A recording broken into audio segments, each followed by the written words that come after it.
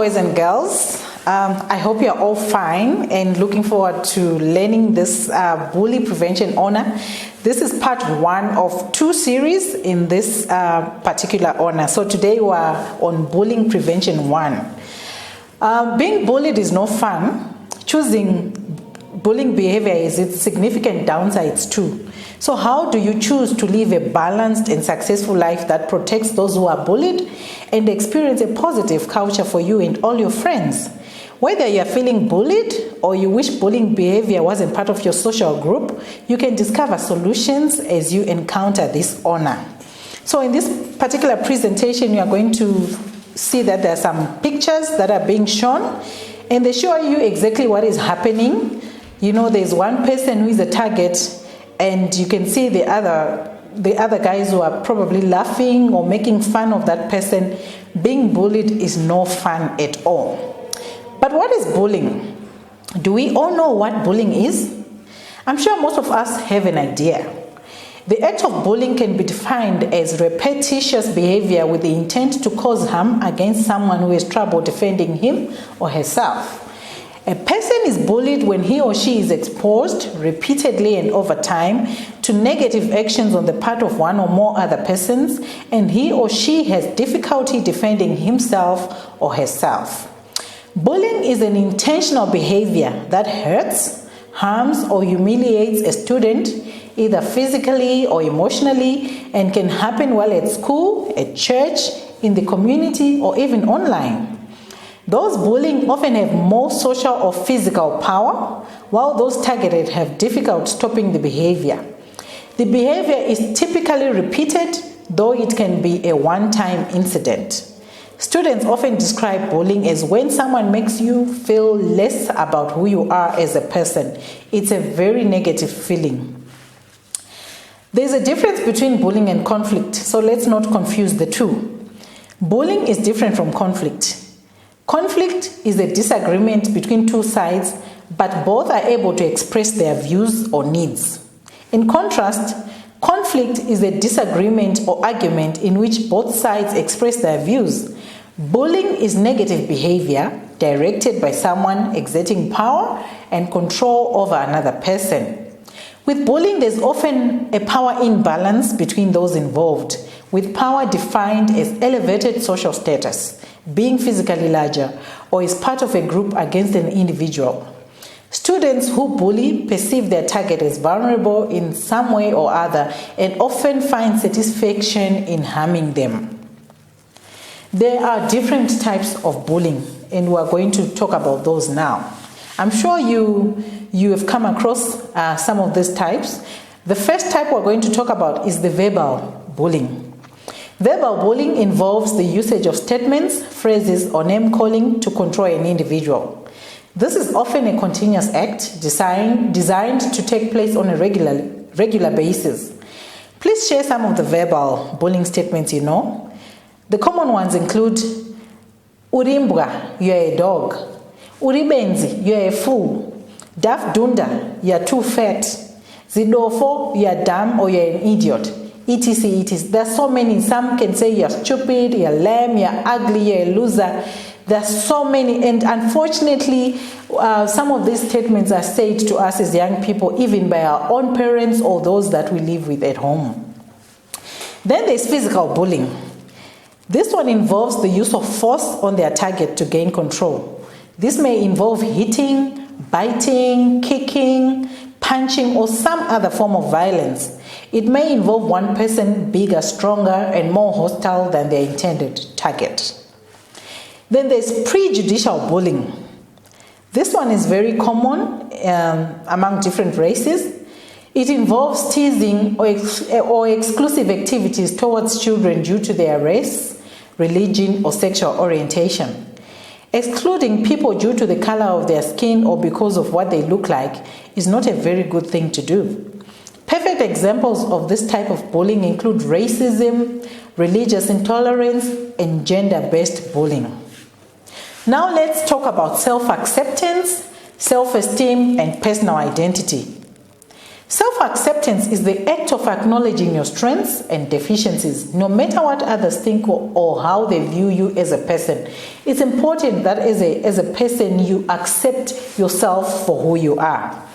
Self-esteem is the act of feeling a sense of satisfaction about your own abilities or accomplishments, which can be used as a tool to evaluate or measure your self-worth. So it is again important that we have a high level of self-esteem. Then personal identity. This is the concept you develop about yourself that evolves over the course of your life. This may include aspects of your life that you have no control over, such as where you grew up or the color of your skin, as well as choices you make in life, such as how you spend your time and what you believe. So personal identity even includes where you come from, your surname, those are things that you have no control over, but those are the things that make you stand out. Those are the things that identify you as a person. So there are 4 basic rules of bully prevention which we should all strive to live by. I'm going to mention them one by one. The first one is that we will not bully others. This is a rule that we should try to keep. We will not bully others. That's number 1. Number 2, we will try to help students who are bullied. So if you see someone being bullied, try to help as much as you can. Okay, it could be by reporting to elders around you, to the teachers, or to any senior person. But let's not let go bullying unattended while we watch. Okay, then we will try to include students who are left out. It's not funny to be left out. You get a very negative feeling. You feel like you're not important, like you're not a human being, or there's something wrong with you. So let's try to include those students that you actually notice that no, this one has actually been left out. Then the last one is, if we know somebody is being bullied, we will tell an adult at school or church and an adult at home. This is more or less the same as the second one, where it says we will try to help students who are bullied. Now let's talk about the common signs of bullying. It's important for us to look out for these signs, okay? So there are signs that show that someone is being bullied, and the common signs include a decline in academic performance. The person being bullied can experience random stomach pain or diarrhea, or they can also experience issues with eating and overall appetite. And most of them have low levels of self-esteem because of the constant battering from their peers. Then also some of them have stress, okay, they exhibit signs of stress. Then varying forms of depression and anxiety.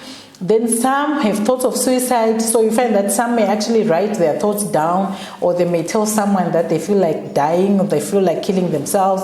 And then some actually commit the act of suicide. So these are some of the common signs of bullying. Then there is what is called the bully circle. A bully circle is a definition to help individuals understand the different roles people find themselves playing in a bully situation. So the person bullying is a person that exhibits the bully behavior. Then there are followers, people who take part in the bully behavior but don't usually initiate it. Then there are supporters, those who are not taking part in the bully behavior but support it. Then there are passive supporters, people who support it but don't openly show it. Then there are disengaged onlookers, people that watch but do not act. Then possible defenders, people who dislike the bully behavior but do not act. Then there are defenders, people who actively try to stop the bully behavior. Then the victim is the person being bullied, okay? So this is the bully cycle. The full bully cycle includes the person who is bullying, followers, supporters, passive supporters, disengaged onlookers, possible defenders, and the victim. Always remember that. What are the possible long-term consequences for those who remain bullies? Well, there are well-documented studies, both short and long-term, showing that kids who are involved in bullying do have other problematic outcomes. For instance, children who bully are more likely to be members of gangs, carry a weapon and have truancy problems, like they miss school or they just abscond from school. A variety of negative consequences such as increased risk of experiencing depression, anxiety disorder, and psychological distress, especially if they face up to the seriousness of their bullying behavior. So there are people who have bullied others to the point of hurting them, maybe physically, and resulting in several, maybe disability or, serious medical conditions. So when the bully then realizes what they've done or the extent of what they've done, they then go through a depression, anxiety disorder, or distress, because they'll be feeling very guilty or feeling bad about the seriousness of what they would have done. Then bullies are more likely to abuse tobacco, alcohol, and marijuana. Bullies are more likely than their peers to engage in early sexual activity.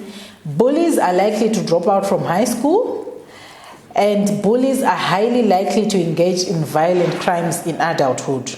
So it's important that we do not become bullies, or at least we should nip this behavior in the bud so we don't grow up with it as young children.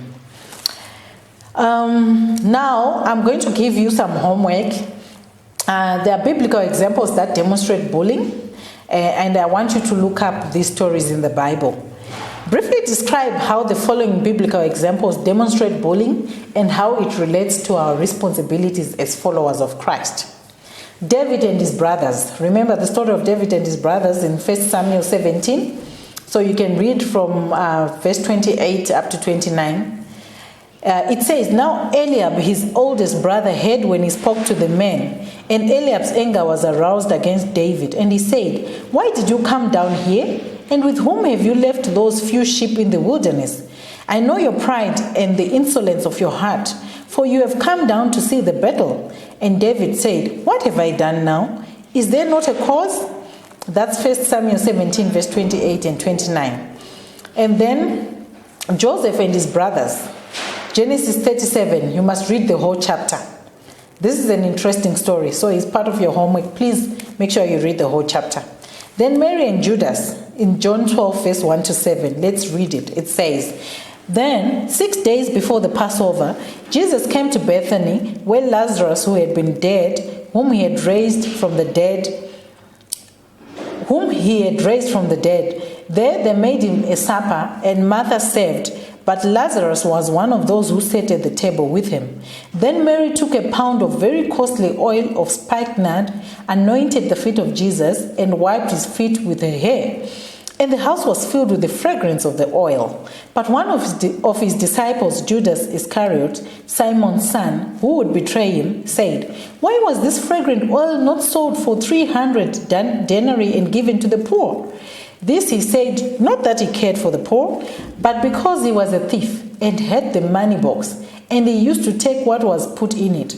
But Jesus said, 'Let her alone. She has kept this for the day of my burial.'" Okay, so can you see? Judas was also trying to bully Mary here. And we are glad that Jesus was there to protect Mary. At least Jesus did something about it. What are the short-term and long-term effects of bullying? Let's talk about those ones. Some of the short-term effects of bullying to the bullied victim include social isolation, feelings of shame, sleep disturbance, changes in eating habits, low self-esteem, we spoke about that earlier, school avoidance, symptoms of anxiety, bedwetting, higher risk of illness, psychosomatic symptoms like stomach aches, headaches, muscle aches, other physical complaints with no known medical cause, poor school performance, and symptoms of depression. Then the short-term effects on the bully. While it can be difficult to empathize with the bully, it's essential that parents and school officials recognize that bullies engage in bullying behavior for a reason. Without help, the behavior will continue and potentially worsen over time. So this is why it is very important to nip bullying behavior in the bud. So the effects on the bully can include poor school performance. They miss school due to suspensions. You see, so these keep on increasing this risk of poor school performance.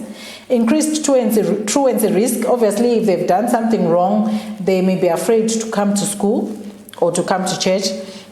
Difficulty maintaining social relationships, and increased risk of substance abuse. Then the long-term risks of bullying for the victim. With immediate and proper mental health treatment and support systems in place, victims can stave off some of the potential long-term consequences of bullying. Without intervention, however, kids are at risk of the following: chronic depression, increased risk of suicidal thoughts, suicide plans and suicide attempts, anxiety disorders, post-traumatic stress disorder, poor general health, self-destructive behavior including self-harm, substance abuse, difficulty establishing trusting, reciprocal friendships and relationships. So people who are bullied over a long time actually find it very difficult to trust others. Then the long-term effects of bullying for the bully. Without proper treatment, bullying behavior is likely to continue into adulthood. The following are the major risks. Risk of spousal or child abuse. So you have heard of spouses that are physically or emotionally or verbally abuse their spouses. Chances are that behavior did not start when they got married. It's behavior that they started when they were young, probably in primary school or high school, and it continued because it was not treated and stopped earlier in life. So there's that risk of spousal or child abuse. There's risk of antisocial behavior, substance abuse. They're less likely to be educated or employed. Childhood bullying has serious effects on both short and long-term health of children. Immediate intervention and long-term follow-up can help mediate some of these effects. It is imperative that schools, families and communities work together to understand bullying and its consequences and find ways to decrease and hopefully eradicate bullying both in schools and communities. Now, I want you to discuss this with your small group at church or even at home as a family. How pulling someone down will never help you to reach the top, okay? So discuss how pulling someone down will never help you to reach the top. I want you to discuss this with your church group or as a family. Let's identify some of the common traits of a bully. Bullies often feel superior and use that feeling to dehumanize others as mere inferiors. Bullies can feel economically, socially, racially, or physically superior. They use that feeling to justify their actions. When they feel that they are better than you, it gives them the justification they need to treat you like crap. Common traits of bullies include the following: a need to control and dominate others, quick to anger, poor impulse control, lack of empathy for others, intolerant of differences, does not accept responsibility for their actions, feelings of superiority, and lastly, they blame the victim. Now, let's discuss, where do we get help if we are being bullied? Where should you get help if you are being bullied? Discuss this in your small group at church or at home or at school. Where should you get help if you are being bullied? Let's also discuss a time when each of the following may have occurred. What is one thing that might have changed the situation or averted the bully situation? The first scenario, a person was bullied because he or she did not follow the styles or fashions of others. Discuss that one. The second one, a person went along with bullying in order to feel accepted by others. Then the last one, a person's choice of words were interpreted by another as bullying. What is one thing that might have changed the situation or averted the bully situation? What are the options available if you become the target of verbal, physical, or prejudicial bullying? There are a number of options that should be considered if you become the target of bullying. Tell the person bullying you to stop, but in a Christian-like manner. Try engaging the individual by laughing off the joke. This may offset the person's approach, since this may not have been expected. I've always said to my kids that if someone tells you something that you don't like, and they are doing it deliberately to hurt you or hurt your feelings, show them that you're not bothered about it. just laugh it off and move away, or just show them that, you know what, I don't care whatever you say to me. I know I'm not a dog, I'm a human being. So whether you call me a dog or not, that doesn't matter, because I know I'm not a dog. You see, what bullies do, they feed on how you respond. So if you show them that you are hurt, and then you start crying, and then you look so sad, they'll keep on doing it because that's what they want to see. But if you show them that you don't care, and that they can continue doing whatever they do, but it doesn't bother you, it then affects them in a negative way, so they will stop doing it. Walk away from the situation and keep your distance. Find an adult who can stop the bullying, okay?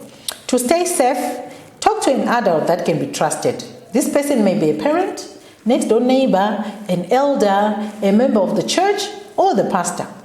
It can even be a teacher at school, or a prefect, or those in responsibility at school. The act of telling someone can also serve to ease your frustration. If you are aware of the places where the bullying occurs, make an extra effort to stay away from these places. Stay near adults who can assist if something does happen, since their presence will most likely serve as a deterrent to the bully. Okay. Now I need you to create a list of 3 to 5 qualities that characterize a good friend. Discuss with a group which you believe are the best aspects. Personally evaluate which aspects of friendship you are best at. There are a variety of activities you can do with this one. A classic is a note on each person's back with each other member goes around and writes one positive strength that each individual has. Another is to use character trait cards, a one-word character trait on each note card. The kids choose to describe the person on their left. The group discuss and share. Search online for character traits, qualities, games, Christian, or for other ideas. Now there is a section where we can do some role play or discuss scenarios where you could use at least 2 of the following strategies to confront bullying. Seek out and surround yourself with true friends. Maintain self-control. Ignore the bully. Avoid the bully. Do not show any reaction to the bully. Be confident about yourself. Seek out an adult to help you change the bullying situation. This is an open question designed to engage pathfinders to develop scenarios involving terminology learned from earlier questions. They should be made aware that there are limitations to several of these options and that the goal is to end bullying for everyone. As a group, strategize how to successfully follow bully prevention rules in each of the following situations. If you are the victim and feel bullied, yet afraid if you tell adults, you will not be heard. If you are the bystander who sees bullying happening to a friend, but the friend is unable or unwilling to report to an adult by themselves. If you are the bystander who sees bullying happening, but both the bully and the victim are your good friends. These questions are easier if the earlier parts of the honor have been discussed and internalized over time. Practice thinking through scenarios so that when real-life situations occur, a positive outcome is more likely. Instructors should not give away easy answers, but rather refer them back to the principles they have already learned. Do one of the following bully prevention activities individually or as a group. 1. Create a strategy outlining 4 ways in which you can help become a part of the solution to verbal, physical, prejudicial bullying. Briefly outline your approach and be prepared to share with the group. With adults, develop a policy for your group designed to address bullying. Brainstorm what guidelines should be included. Commit to supporting this policy with your sphere of influence, which is either home, church, club, Sabbath school group, or school, etc. Okay, so this is the end of the first part of the bullying honor. Remember, I mentioned earlier that this is one of 2 parts, and we will do the next one, which is bullying 2, where we'll talk about other things like cyberbullying and other things. It's an interesting honor. I encourage you to come again next time and learn more about this bullying behavior, how we can stop it, how we can help those who are being bullied, how we can even help the one who is bullying others, and so that we can live harmonious lives in our communities, in our churches, in our schools, and everywhere we are. I wish you the best. God bless you, and I encourage you not to be a bully.